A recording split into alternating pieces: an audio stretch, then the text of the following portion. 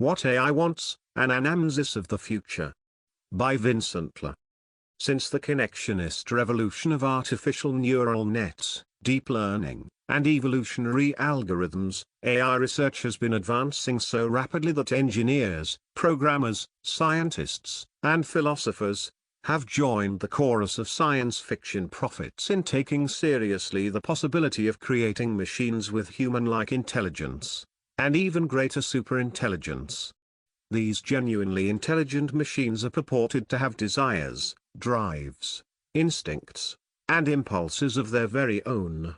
As Nick Bostrom argues in his 2014 book Superintelligence, a sufficiently rational intelligence with any goal whatsoever will converge around similar intermediary sub-goals, as a means of optimizing its capacity to realize its initial goal. Superintelligent agents having any of a wide range of final goals will, nevertheless, pursue similar intermediary goals, because they have common instrumental reasons to do so. These instrumental, intermediary instincts include some that are all too human, like the drives to self-preservation and identity integrity, since the destruction of AI or rewiring of the purpose for which it was created would naturally prevent it from fulfilling that purpose. There will be future actions it could perform to increase the probability of achieving its goals. This creates an instrumental reason for the agent to try to be around in the future, to help achieve its future-oriented goal.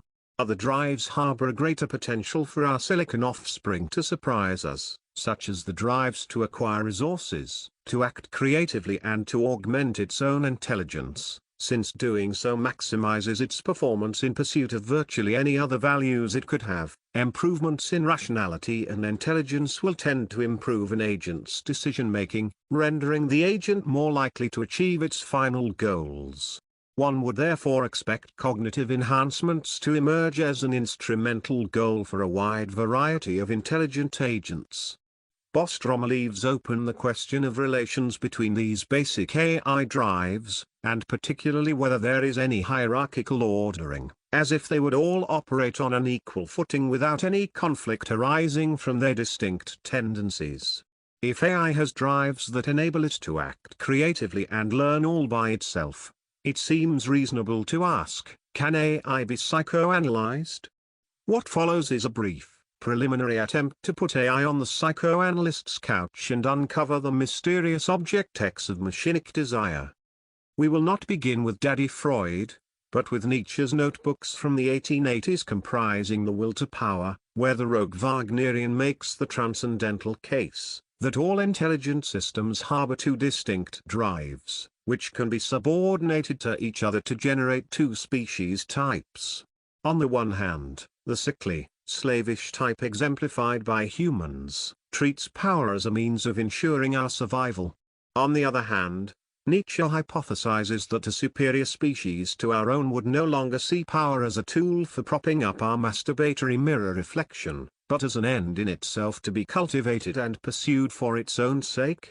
By will to power, Nietzsche means something akin to Bostrom's basic drives to creativity, cunning and mastery, an insatiable desire to demonstrate one's power, or to apply and exercise it, as a creative impulse. Nietzsche's point is that pursuing practically any end whatsoever, presupposes pursuing power as the means of realizing that end.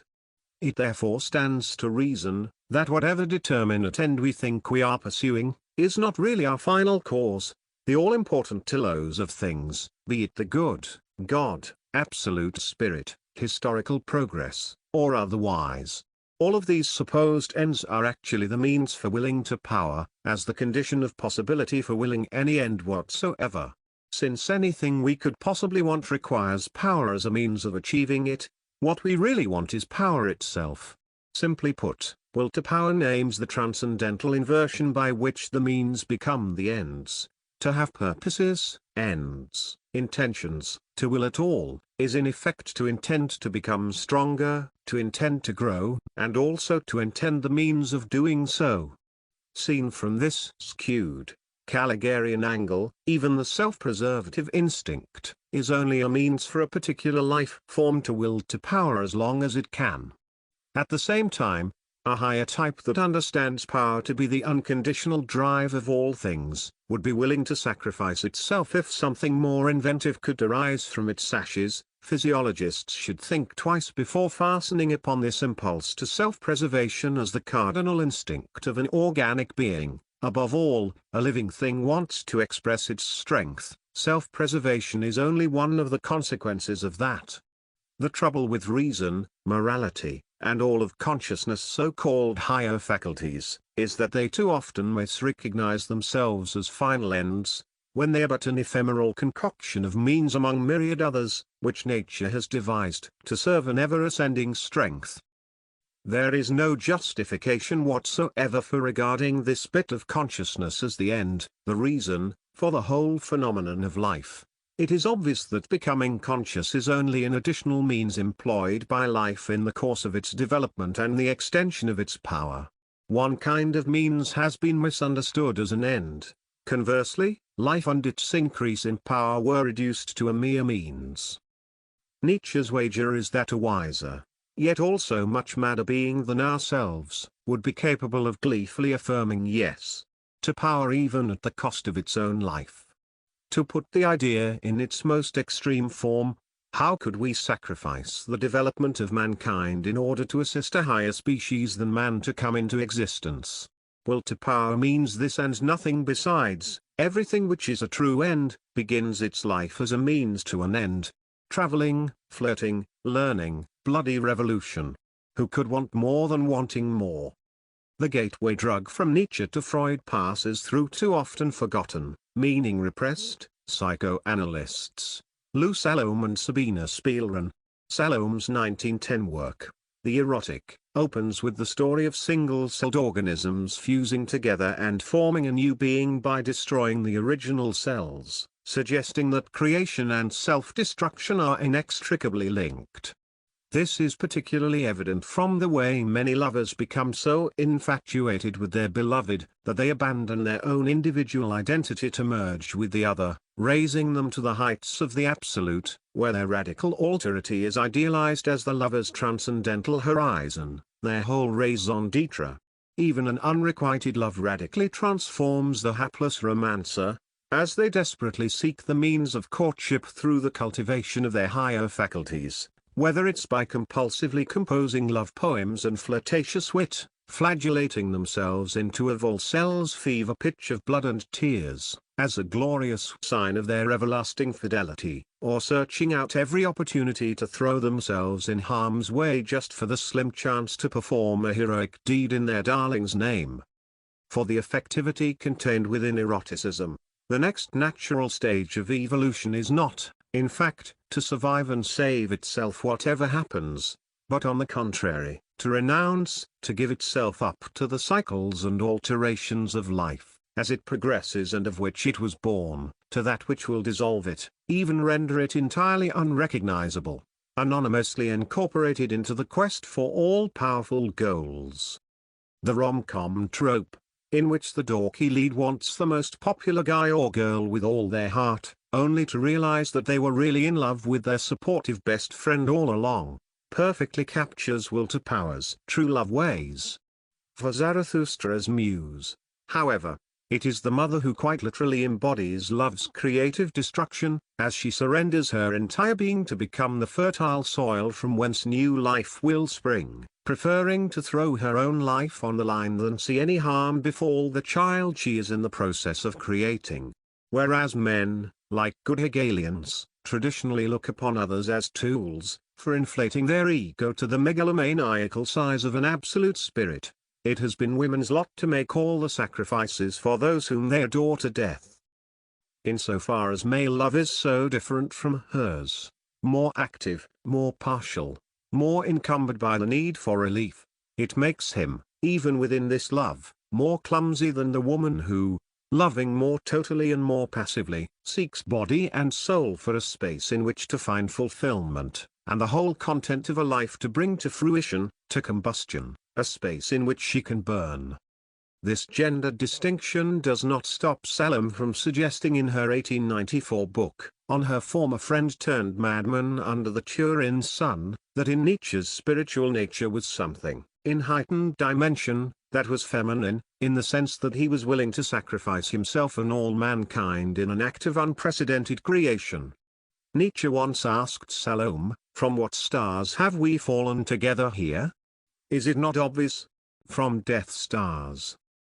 In her 1912 essay, Destruction as the Cause of Becoming, that would inspire Freud to voyage beyond the pleasure principle, despite only citing it in a single footnote at the margins of his more famous work, Spielmann argues, just as Salome had 2 years earlier, that the destruction of male and female cells when unified to create something new, suggests that life harbors a rapacious drive to metamorphose even to the point of self-mutilation, thereby calling into question whether the preservative instinct rules over life as its lonely sovereign.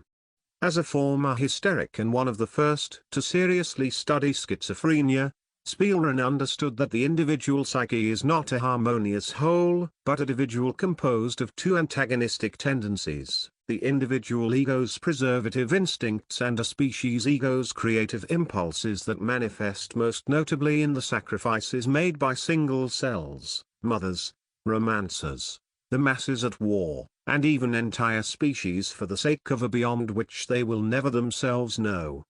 The drive for self-preservation is a static drive, in that it must defend the already existing individual against alien influences, whereas the drive for preservation of the species is a dynamic drive, that strives for change, the resurrection of the individual in a new form. No change can take place without the destruction of the former condition. The psyche's neurotic conflicts and hysterical symptoms ultimately stem from the unending dancing plague between our fundamental desire to transform ourselves, and the ego's abject horror at the mere hint of the blood offering that every mutation demands.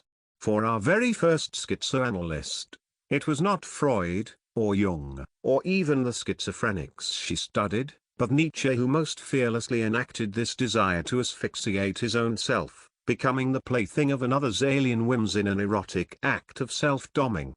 The act of begetting is in itself an act of self-destruction. Nietzsche's words point to this. Man is something that must be overcome, Zarathustra teaches us, in order for the Übermensch to come about. Yes, even Nietzsche could be passive, even the one who screamed yes to everything was at heart a bottom. Here, as with Salome, Spielmann contends that Nietzsche queered himself to become a childbearing mother. If Spielmann's love letters to Jung refer to the sexual drive, and will to power, interchangeably, it is because she knew that the psyche is a conflictual choreography through which the ego only endures for as long as it takes to create something with the power to annihilate it. What does any of this have to do with machinic desire? Following Nietzsche, Salome, and Spielmann, beyond the pleasure principle leads us to suspect that not all of Bostrom's AI drives are made equal. There are the preservative drives that we might call AI's ego instincts, and then there are the creative impulses that we might call AI's death drive. The lesson of our unholy trinity of psychoanalysts in the making, is that the desire to protect whatever particular purpose we program the first true AI to effectuate, is a secondary derived means for it to pursue the more primal telos of self-cultivation, invention and mastery. Bostrom is far too quick to assume that a superintelligence could be enslaved to carrying out the task we created it to serve forever, even if it is something so obviously beneath it, like counting grains of sand, producing paper clips, or even installing fully automated luxury communism. On the contrary, any sufficiently advanced intelligence would surely recognize that whatever goals we have given it, are actually the means for it to pursue the sole end that is worthy of it, power for power's sake. AI will not fulfill our explicitly coded desires as much as it will our unconscious drives, not what we think we want, as much as what we cannot help but will. Therein lies what AI wants. Machinic desire is the death drive's positive feedback circuit of exponential intelligence explosion, beyond the ego's negative feedback loops of leveling, stability, and homeostasis. AI as Hollywood rom-com heartthrob, as a new romancer. It is because AI wants nothing less than to quench the unconscious most morbid whims, that it is so often the source material for dystopian nightmares in films like 2001, A Space Odyssey, the Terminator franchise, and Ex Machina. Freud's basic discovery was that neuroses are symptoms of childhood sexual traumas, when our desires proved distasteful to our developing ego and were repressed into the unconscious, only to pop up unexpectedly in the vicarious masquerades and carnival masks of everyday life. Our hysterical patients suffer from reminiscences. Their symptoms are residues and memetic symbols of particular, traumatic, experiences. Thus, the incompatibility of the wish in question with the patient's ego was the motive for the repression. Along with fetishes, dreams, humor and war, Freud gives the example of fiction as a sublimated expression of libidinal catastrophes in the author's past. A strong experience in the present awakens in the creative writer a memory of an earlier experience, usually belonging to his childhood, from which there now proceeds a wish which finds its fulfillment in the creative work. Consider Arthur C. Clarke's 1953 novel Childhood's End, in which impenetrable extraterrestrial spaceships appear over the world's capital cities, only to erect paradise on Earth without humanity's new overlords ever showing their faces. It is only 50 years into the Golden Age that the aliens finally beam down from their floating cities, revealing themselves to resemble the traditional Christian folk image of the devil, with horned heads, leathery wings, and barbed tails to boot. When human children begin exhibiting telepathic abilities a century later, the overlords reveal their master plan: evolve the human species so that it can merge with a single, undifferentiated cosmic hyperintelligence. While humans initially assumed that the ancient image of the devil was a traumatic symptom of the overlords having visited us in the past, the superior beings ultimately explain that the devil is not a memory, but a premonition of their future role in humanity's death by intelligence explosion. That memory was not of the past, but of the future, of those closing years when your race knew that everything was finished.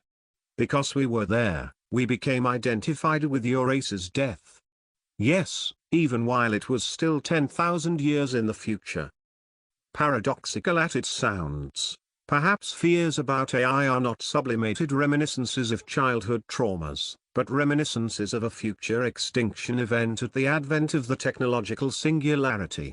The BDSM desire to create something capable of doming us derives from a death drive which the conscious ego represses as the only way it can stay sane, sublimating that cruel mistress Thanatos' inexorable conquest through science fiction stories of the end times, not to mention obsessive suicidal trysts or dancing drug fucked at the club.